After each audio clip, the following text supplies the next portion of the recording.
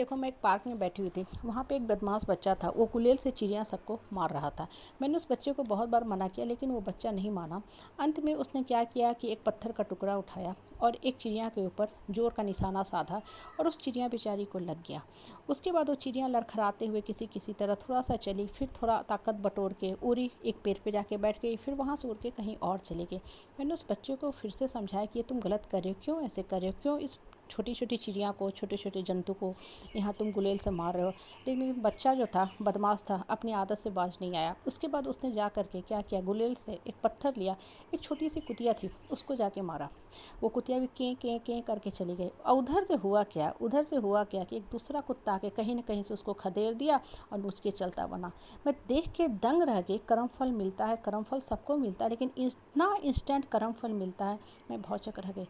देखो, अगर गौर करो ना, ये तो छोटी छोटी बातें हैं, जीवन की हमें कितनी बड़ी शिक्षा देता है। देखो, पहली शिक्षा, वो चिड़िया जो थी बेचारी इनोसेंट थी, चुपचाप दाना चुग रही थी। वो बच्चा जा जा के बार बार परेशान कर रहा था, गुलेल से मार रहा था, मार के घायल भी कर दिया। लेकिन चिड़िया जो थी ना, उस बदमाश बच्चे से कभी भी फरियाने नहीं आई, कन्फ्लिक्ट आर्गूमेंट करने नहीं आई, चुपचाप उड़ी, लड़खड़ाते हुए पेड़ पे बैठ के फिर वहाँ से उड़ के कहीं और चली गई। मतलब अपना उसने जो है घोंसला ही बदल लिया।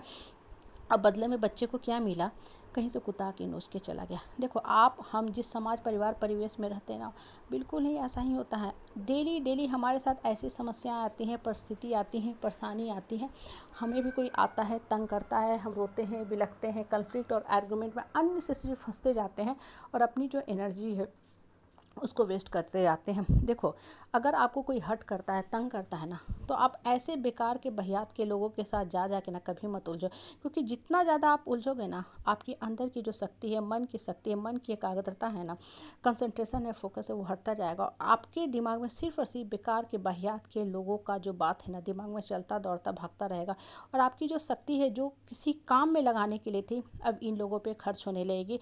और आप फील करोगे कि बिना कुछ काम किए ही हम थक गए। देखो, लाइफ में ना, जब भी इस तरह के लोगों से आपका आमना सामना होता है, इनको इग्नोर करो, साइड करते जाओ, इनको इनके हाल पे छोड़ दो। ये नर का द्वार खोल के बैठे होते हैं, अपने लिए गड्ढे खोदते हैं और उस गड्ढे में खुद पे खुद ही गिरते हैं। और इनको टाइम टू टाइम भगवान आके सीख भी दे के जाता है, लेकिन चूंकि इनकी दिमाग की जो फाटक होती है, इनकी आत्मा जो होती है, माइंड जो होती है, इस कदर बंद होती है ना कि कभी भी ये समझ नहीं सकते, सीख नहीं सकते। इनको तो भगवान भी असमर्थ हो जाता है सिखाने में।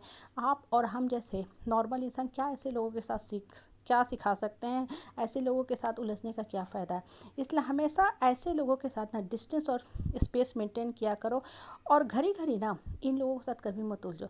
एक दिन बैठो, आराम से बैठो, इनकी सारी बातें सुन लो, अपने दिमाग के अंदर एब्जॉर्ब कर लो, उसको फिर साइड कर दो और खुल के स्पष्ट रूप से रिश्ते का हर लिहाज त्याग करके बोल दो कि अगर आपने फिर से यही काम करना शुरू किया तो हम एक्सट्रीम कदम उठा लेंगे और उसके बाद हम कभी माफ़ी नहीं करेंगे। क्योंकि ऐसे लोग बेसिकली माफ़ीनामा के लायक ही नहीं होते हैं, फॉरगिवनेस के लायक ही नहीं होते हैं। जितनी बार आप फॉरगिव करते जाओगे ना, इनका जो नेचर है ना, ये वाहियात हरकत करने वाला बढ़ता जाएगा। इनको लगता है कि बस ये कुछ करेंगे नहीं, हमेशा माफ़ कर देंगे और हम ये करते रहेंगे, हमेशा माफ़ कर देंगे और हम इनको जाएंगे घड़ी घड़ी तंग करके आएंगे।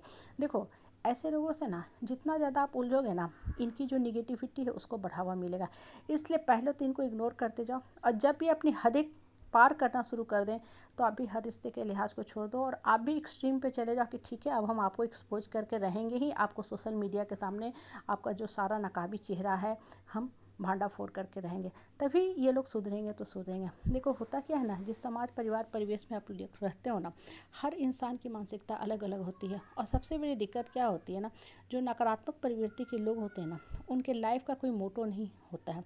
वो उड़ नहीं सकते पंछी की तरह, नीचे ही रहेंगे। कुत्तों का जो ग्रुप होता है, झुंड होता है ना, देखिए ना कैसे साथ चलता है, भौंकता है, साथ चलता है, भौंकता है, कभी भी अलग नहीं होगा और डिस्पर्स नहीं होगा, वो सेग्रीगेट नहीं होगा, साथ में ही रहेगा झगड़ा लड़ाई करते, क्योंकि उसका वही इंटरटेनमेंट है। अब पंछी देखो, कोई भी पंछी दूसरे पंछी के रास्ते में नहीं आती है। अगर कोई आ भी रहता है ना, तो पंछी अपना रास्ता बदल लेती है। अगर आप पक्षी के जीवन को देखोगे गौर से ना, उड़ते हुए पक्षी को आकाश में जब उड़ता है, देखो कि आपका बुद्धि कैसे खुलता है। आपको भी शिक्षा मिलेगी कि ये जो बेकार के लोग हमारे रास्ते में आते हैं, क्यों हम इनके साथ उलझते हैं। जितना हम उलझते हैं, अपनी शक्ति को ख़त्म करते हैं, नष्ट करते हैं, डिप्लीट करते हैं, इनका तो कुछ नहीं होने वाला है बुरा, क्योंकि ये इसी के आदी हो चुके हैं, ठीक है।